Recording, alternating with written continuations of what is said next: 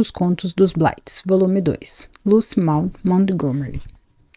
Pós-guerra. Conto 1. Cuidado, irmão. Nenhuma mudança havia ocorrido na residência Rundebush, em Upper Glen, nos últimos 15 anos, desde que Nancy, amada esposa de Amos Rundebush, falecera. Amos, seu irmão Timothy e Matilda Mary simplesmente seguiam a vida em paz e contentes. Ao menos, Amos e Timothy viviam felizes. Se Matilda Mary, que contradizia como ninguém o significado de seu sobrenome, não vivia contente, a culpa era toda dela. Ela tinha um bom emprego como governanta e uma leve queixa de reumatismo crônico. Diziam que ela era uma mina de ouro para o Dr. Gilbert Blythe. Amos lhe pagava uma remuneração justa e nunca reclamava quando seus biscoitos estavam murchos ou o assado passava do ponto. Às vezes, quando a observava sentada à ponta da mesa e comparava seus cabelos castanho claros, ralos e o semblante pessimista às tranças brilhantes e ao rosto rosado de Nancy, ele suspirava, mas nunca dizia nada. Quanto ao reumatismo, uma mulher precisa ter do que falar.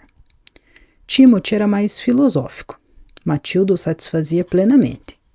Nancy era bonita e boa dona de casa, mas, pela língua do gato, como era Caxias com todas as regras. Era preciso limpar as solas das botas, raspando-as antes de entrar em casa. Nem o ministro e o Dr. Blythe escapavam. Amos, por vezes, se rebelara sob o comando dela, mesmo que agora só se lembrasse de suas qualidades. Era isso que as mulheres faziam com você até depois de mortas. Timothy agradeceu às estrelas por nenhuma delas ter conseguido fisgá-lo. Não, obrigado. Sempre odiara todas em geral, à exceção da Sra. Blythe, que tolerava, mas como detestava aquela Winkworth em particular. Covinhas, por Deus! Caras e bocas, ora essa! Cabelos cor de caramelo e olhos sedutores. Pela língua do gato, será que alguém teria imaginado que Amos poderia ser tão tolo? Uma lição não era suficiente? Evidentemente não, quando se é uma criatura sem colhões, como Amos, e se tem de lidar com uma diaba ardilosa, manipuladora, astuciosa e desesperada, como aquela tal Winkworth. Mas alto lá, Amos podia ser impotente diante de seus fascínios, e a Sra. Blythe podia estar dando um empurrãozinho. Ele não ouvira falar que ela gostava de bancar o cupido? Mas Amos tinha um irmão que o salvaria, apesar de não tê-lo feito por si mesmo. A senhorita Alma Winkworth estava se hospedando com os Knaps, em Glen St. Mary. Eles haviam informado que ela trabalhava no Wheeler's Beauty Shop, em Boston. Tinha feito uma cirurgia e precisaria estender suas férias, além das costumeiras 2 semanas antes de voltar a trabalhar. Timothy não acreditava nem um pouquinho na tal cirurgia. Muito provavelmente, o doutor e a Sra. Blythe estavam metidos na tramóia. Alma Winkworth não teria uma aparência tão deslumbrante se tivesse sido operada. Aquilo não passava de um jogo para conquistar empatia. Ela só havia ido a Glen St. Mary para tentar fisgar um homem, e, por Deus, estava prestes a conseguir. E teria feito se ele, Timothy, não estragasse seus planos. Eles a tinham visto pela primeira vez na igreja, sentada ao lado dos Blythes, no banco à sua frente. Maria Knapp nunca ia à igreja. Uma criatura sorridente, que parecia, a julgar pelos cabelos e pelo semblante, uma ótima garota propaganda de uma loja de produtos de beleza. Na noite seguinte, ele fora até a casa dos Knapps. Deu alguma desculpa esfarrapada e essa foi a oportunidade da criatura. Veja o que ela já havia feito com ele. Para todos, já era época de colheita, quando os homens precisavam trabalhar e dormir. Amos passava o dia com a cabeça nas nuvens, e quando a noite chegava, fazia a barba e se arrumava, ajeitava o bigode e descia até Glen, alegando ter alguma reunião da Associação dos Criadores de Raposas. Outro mau sinal era que Amos tinha se tornado subitamente sensível em relação à idade. Quando em seu aniversário de 50 anos, Timothy o parabenizou por ter chegado à marca de meio século, Amos afirmou, em tom irritado, que não sentia ter nem um dia a mais que 40 anos. Winkworth contara aos Blythes que ela tinha 40 anos, sem dúvida para encorajar Amos, pois que mulher solteira admitiria ter essa idade se não tivesse um propósito nefasto? Parecia a Timothy que nada, além de um milagre, poderia impedir Amos de pedir a mão da tal Winkleworth em casamento. Ele ainda não o fizera. Timothy tinha quase certeza disso, por seu comportamento de nervosismo e incerteza. Ele deveria fazê-lo em até 10 dias, já que precisaria ir à Exposição Nacional Canadense, em Toronto, pois era o responsável por uma remessa de raposas de prata que a Associação dos Criadores de Raposas estava enviando para lá. Ele ficaria ausente por 2 semanas, e as férias da tal Winkleworth teriam acabado quando ele retornasse. Então Timothy tinha bastante certeza de que ele a pediria em casamento antes de viajar. Não, por Deus, ele não pediria. Uma irmandade harmoniosa de uma vida inteira não seria destruída por isso. Timothy teve uma inspiração divina, a ilha de Joy. Essa era a resposta à sua prece. Os detalhes causavam uma ansiedade considerável a Timothy. O tempo estava acabando, e por mais que quebrasse a cabeça, ele não conseguia pensar em uma maneira de levar a tal Winkleworth até a ilha de Joy sem que alguém ficasse sabendo. Mas a providência abriu uma porta. A senhora Knapp foi até a loja de Upper Glen e deu uma passada para visitar Matilda Mary. Elas estavam sentadas na varanda dos fundos fofocando quando Timothy, que estava deitado no sofá da cozinha, bem ao lado da janela, ouviu algo que o fez se levantar imediatamente em um lampejo de inspiração. A senhorita Winkleworth, pelo que a senhora Knapp disse, ia passar 1 ou 2 dias em Charlottetown com uma amiga que vivia lá. Ela pegaria o trem do porto. A senhora Blythe também estaria, pois faria uma visita a Avonlea. Então era por isso, refletiu Timothy acidamente, que Amos parecia tão cabisbaixo e deprimido o dia todo, falando sobre pegar um comprimido cura-tudo com o Dr. Blythe. Pela língua do gato, ele devia estar mesmo mal se a perspectiva de ficar longe de sua amada por alguns dias o fazia precisar do cura-tudo. Bem, quanto mais quente o fogo, mais rápido a chama apaga. Amos logo superaria essa paixão e ficaria grato por ter escapado. Sim, antes que tomasse metade dos comprimidos do Dr. Blythe. Timothy não perdeu tempo. Tinha certeza de que Amos a levaria até o trem, mas o automóvel de Amos ainda estava no quintal.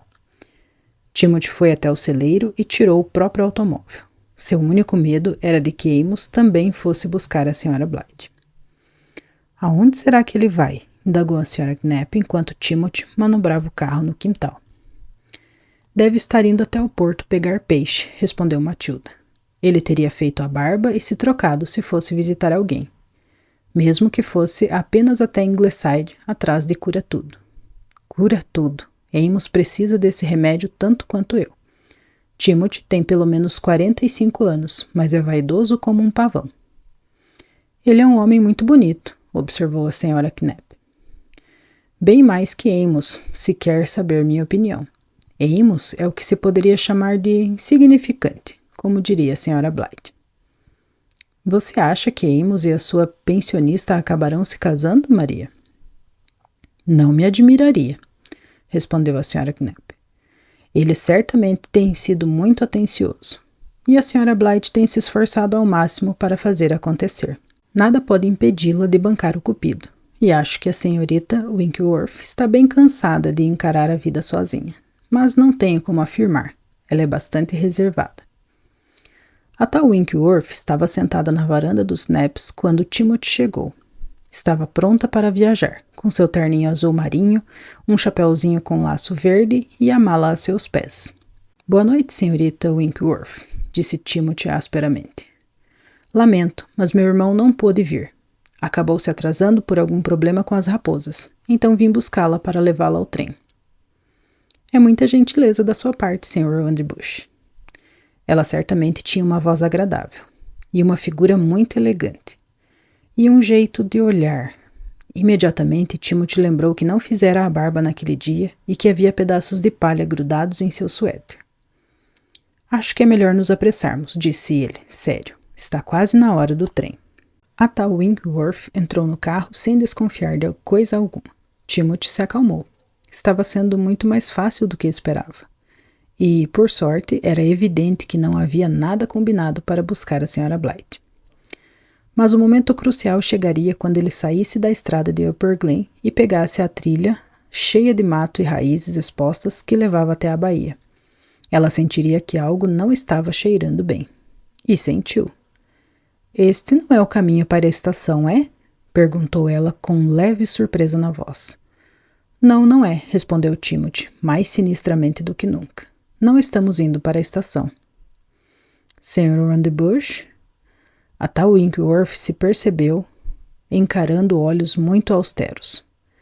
Ninguém vai machucá-la, senhorita. Nenhum mal lhe será feito se você fizer exatamente o que eu mandar e ficar de bico calado. A tal Winkworth, após um arquejo, permaneceu quieta. Provavelmente achava necessário obedecer aos loucos. Saia, ordenou Timothy quando eles chegaram ao fim da estrada. Então desça diretamente até o embarcadouro e entre no barco que está amarrado lá. Não havia ninguém em vista. A tal Winkworth desceu até o embarcadouro, com Timothy a seguindo logo atrás, sentindo-se o máximo, ousado e bucaneiro. Pela língua do gato, era assim que se lidava com elas. E pensar que o Dr. Blythe vivia dizendo que as mulheres eram iguais aos homens. Quando eles partiram e estavam deslizando alegremente pela água, ela perguntou delicadamente, com leve tremor apaziguador na voz. Aonde está me levando, Sr. Rundlebush? Não havia nenhum mal em contar a ela. Eu a estou levando para a ilha de Joy, senhorita. Fica a pouco mais de 6 quilômetros do porto. Vou deixá-la lá por alguns dias, e meu motivo diz respeito apenas a mim, como diria o Dr. Blythe. Como eu disse, a senhorita não será machucada e ficará bastante confortável. A residência de verão de Kenneth Ford fica na ilha e sou o zelador. Os Fords foram passar o verão na Europa em vez de vir para Glen St. Mary. Tem bastante comida enlatada na casa e bom fogão, e pelo que sei, você sabe cozinhar. Ao menos a Sra. Blythe disse ao meu irmão, Amos, que sabia. Ela lidou com a situação de forma admirável. Era preciso reconhecer. Qualquer outra mulher que ele conhecia, à exceção da Sra. Blythe, teria ficado histérica. Ela nem sequer perguntou qual era o motivo. Provavelmente já suspeitava. Maldita seja, sentada ali, tranquila e composta, como se ser sequestrada fizesse parte do dia a dia. Você não acha que alguém vai criar um alvoroço quando perceber que estou desaparecida? Perguntou ela após uma pausa. Quem vai sentir sua falta? Indagou ele. Amos pensará que você ficou com medo e pegou outra carona. Seu irmão não ia me levar. Eu ia com os Flags, explicou a tal Winkworth delicadamente. Mas, e quando eu não voltar, daqui a 2 dias? Acha que a Sra. Knapp não ficará preocupada? Não. Ela pensará que você simplesmente foi convencida a ficar mais tempo na cidade. E o médico e a esposa dele ficarão 2 semanas em Avonlea. Além disso, e daí se as pessoas realmente começarem a questionar? Elas apenas pensarão que você retornou para Boston para se livrar de ter de pagar pela estadia. A tal Winkworth não respondeu à crueldade dele. Olhou para longe, para o pôr do sol no porto. Tinha mesmo certa graciosidade na maneira como inclinava a cabeça. Cachos cor de caramelo escapavam por baixo das bordas do chapéu. Subitamente, ela sorriu. Timothy sentiu uma estranha sensação de formigamento na espinha. O vento é a oeste esta noite, não é? Comentou ela sonhadoramente. E veja, Sr. Rundlebush, lá está a estrela da tarde. Como se ninguém tivesse visto a estrela da tarde antes na vida. É claro que ela sabia que estava exibindo aquele pescoço bonito enquanto virava o rosto para o céu. Sequestrar uma mulher era um negócio extremamente perigoso. Ele não gostava daquela sensação na espinha. Talvez ela não achasse que ele tivesse, de fato, a intenção de deixá-la na ilha de Joy. Ela provavelmente enlouqueceria quando descobrisse. Bem, ela podia se zangar o quanto quisesse, a 6 quilômetros de distância de qualquer lugar. Nada além de barcos pesqueiros se aproximava da ilha de Joy quando não havia ninguém ali, e esses barcos nunca paravam. Não seria possível ver luz alguma pelas cortinas espessas, e se alguém visse fumaça sair pela chaminé, pensaria que era apenas ele, Timothy, arejando a casa. Céus, seu plano era mesmo de mestre. Estrelas são bastante comuns em Glen St. Mary, respondeu ele, seco. A tal Winkworth não tornou a falar. Permaneceu observando aquela maldita estrela até se aproximarem do atracadouro da ilha de Joey. Agora, senhorita, disse Timothy bruscamente, cá estamos. Ah, Sr. Rondebush, você realmente vai me abandonar aqui neste lugar solitário? Não há algo que eu possa dizer ou fazer que o faça mudar de ideia? Imagine o que a Sra. Blythe pensará da sua conduta. Senhorita, disse Timothy com severidade, especialmente porque não havia dúvida quanto ao fato de que ela era uma mulher fascinante e de que ele se importava bastante com a opinião dos Blythes. Experimente moldar granito, se quer um trabalho fácil, mas não tente fazer um Rondebush mudar de ideia depois que ele já se decidiu por um curso de ação. A Sra. Blythe me disse que vocês são todos muito teimosos, comentou ela baixinho enquanto descia no atracadouro. Uma fragrância deliciosa parecia emanar dela. Outra propaganda da loja de produtos de beleza, sem dúvida, embora a Sra. Blythe exalasse o mesmo cheiro quando entrava na igreja. A residência de verão de Kenneth Ford fora construída no topo rochoso ao norte da pequena ilha. Todas as janelas estavam ocultadas por cortinas pesadas de madeira. Portas e janelas estavam devidamente trancadas. E Timothy tinha todas as chaves, ou achava que tinha. Sabia que nem mesmo os Blythes tinham alguma. A casa era equipada com tudo o que alguém poderia querer em termos de conforto. Comida enlatada, café, chá, água corrente. Você ficará bastante confortável aqui, senhorita. É escuro, é verdade, mas há muitas lamparinas e querosene. A cama no quarto da ala norte do pavimento superior está arejada. Eu mesmo a arejei ontem. O rosto de Timothy estava vermelho. Ele sentiu repentinamente que não era delicado falar sobre quartos com uma dama. Sem dizer outra palavra, saiu e trancou a porta. Ao fazê-lo, sentiu uma pontada de remorso. Era como estar trancando a porta de uma prisão. Mas não seja piegas, Timothy Rondebush, disse a si mesmo severamente. Amos precisa ser salvo e essa é a única maneira. Você sabe que ela não pode ser deixada à solta. Enviaria algum sinal a um barco pesqueiro em um piscar de olhos. Os barcos às vezes passam perto da ilha de Joey quando o vento é a oeste. No meio da baía ele subitamente pensou. Pela língua do gato, será que havia fósforos na residência Ford? Ele acendera uma lamparina quando entrara, mas, quando ela precisasse reabastecer, a chama apagaria. E então? Para sua ira e surpresa, Timothy percebeu que não conseguia dormir. Bem, não era toda noite que sequestrava uma mulher. Sem dúvida, tinha algo a ver com o sistema nervoso. Quem dera ele conseguisse parar de se perguntar se ela tinha fósforos. Pela língua do gato. Se ela não tivesse, não conseguiria acender o fogo para cozinhar. Morreria de fome. Não morreria. A carne enlatada já estava cozida. Mesmo que estivesse fria, ela sobreviveria. Vire-se e durma, Timothy Rondebush. Timothy virou-se, mas não dormiu. O pior de tudo era que ele não podia levar fósforos para ela pela manhã. O trigo precisava ser recolhido, e partir para uma excursão à ilha de Joey, o que tomaria boa parte da manhã, levantaria as suspeitas de Amos. Era o que a consciência pesada de Timothy dizia. O dia pareceu eterno. Quando o último carregamento estava guardado, Timothy fez a barba, vestiu-se apressadamente e, após recusar o jantar sob o pretexto de ter que se encontrar com alguém em Harbour Mouth para tratar de negócios, entrou no carro e partiu rumo à orla, parando em uma das lojas do vilarejo para comprar fósforos. A noite estava fria e com nevoeiro, e um vento cortante soprava no porto. Timothy estava gelado até os ossos quando chegou à ilha de Joey.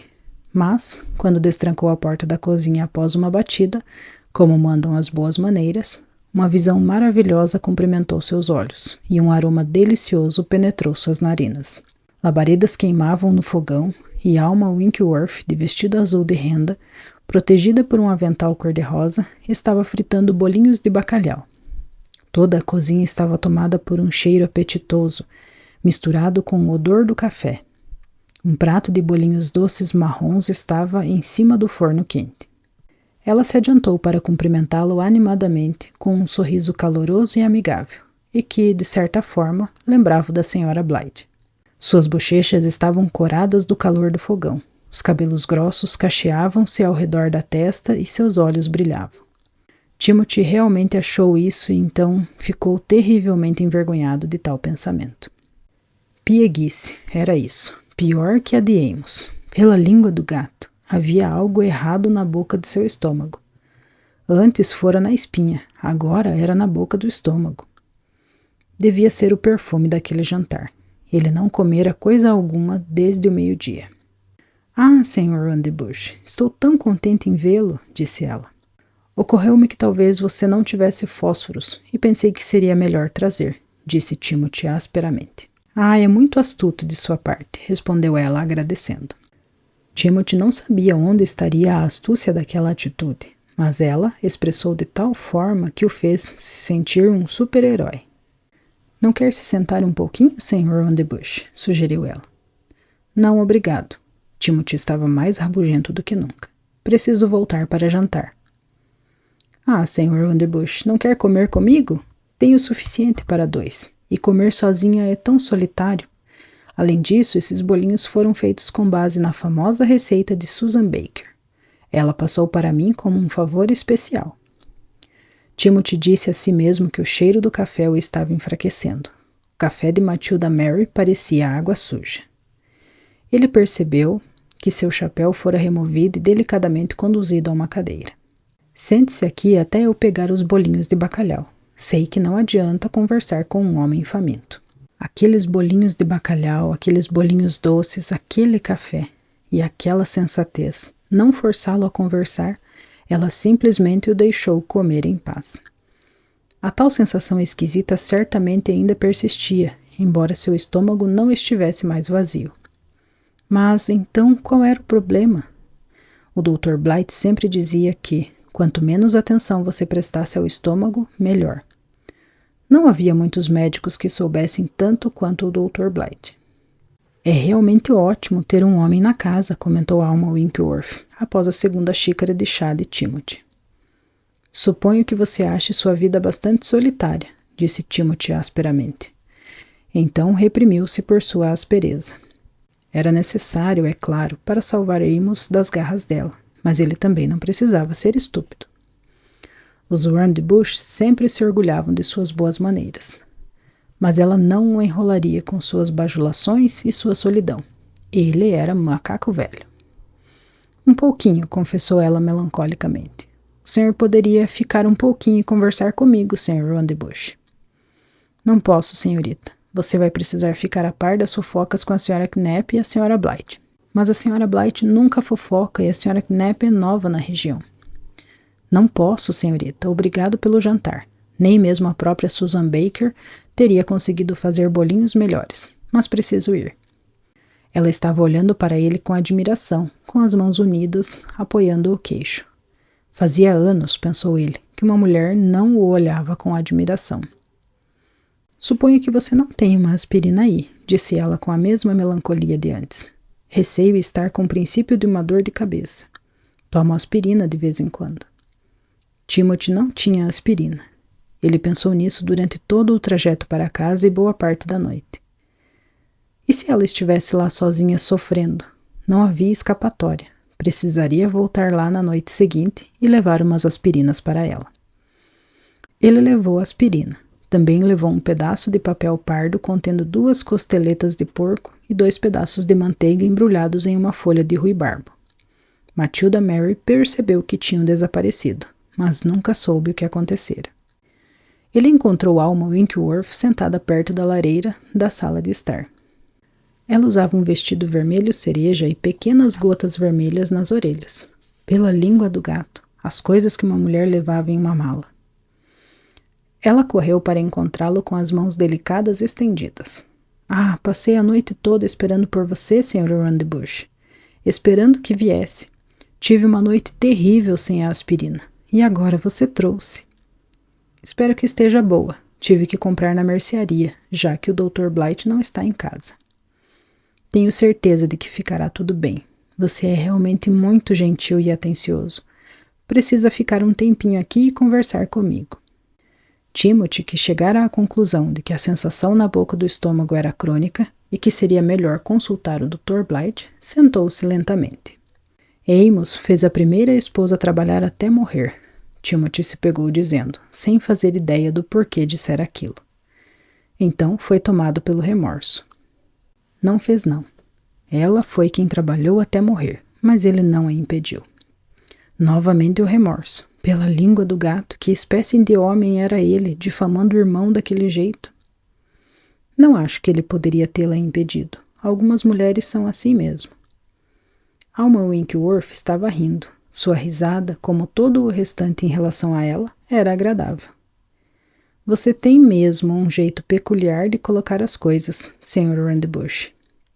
A luz da lareira cintilava trêmula nos cabelos brilhosos dela e em seu lindo vestido. Timothy conseguia imaginá-la daquele jeito com clareza lá em sua casa. Ela o agradeceu tremendamente pela visita e perguntou se ele não poderia voltar. Bem, talvez ele voltasse, após 1 ou 2 noites. É claro que seria imensamente solitário para ela ali, sem ter nem ao menos um cachorro com quem conversar. E se ele levasse um cachorro para ela? Não, isso não seria possível. Um cachorro poderia chamar a atenção latindo. Mas, quem sabe um gato? Perfeito. Ela mencionara que gostava de gatos, e também que ouvira barulhos de rato. Ele levaria um gato para ela. Era melhor cuidar disso já na noite seguinte. Ratos, às vezes, causam grandes estragos. Às 4 da tarde do dia seguinte, Timothy estava atravessando a baía. Na proa, algo uivante, agitado e sem forma definida. O gato de Matilda Mary preso em um saco de batatas. Timothy achava que Matilda Mary causaria o maior tumulto quando percebesse que seu bichinho havia sumido. Mas, depois de sequestrar mulheres, gatos não eram nada demais. Alma insistiu que Timothy jantasse com ela e jurou ter ficado encantada com o gato. Enquanto conversavam, após o jantar, ela ficou com o bichano no colo, acariciando-o.